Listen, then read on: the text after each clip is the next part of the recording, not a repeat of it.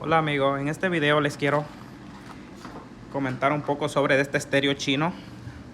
Al parecer estos estéreos suelen dar muchos problemas con la cuestión del audio.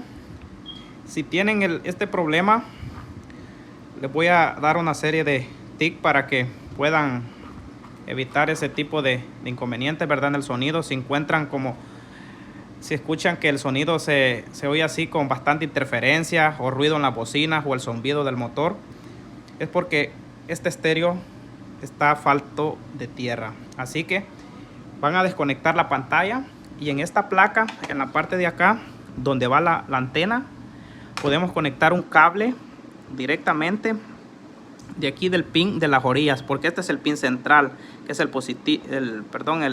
del pin central de la antena. Vamos a conectar aquí el negativo. En cualquiera de estas tres patitas lo pueden conectar.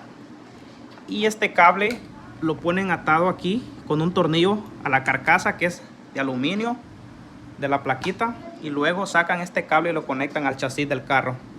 Y créanmelo, que les va a funcionar y le funcionará correctamente el estéreo. Así que espero les guste el video. Muy corto, pero espero les sirva en algo.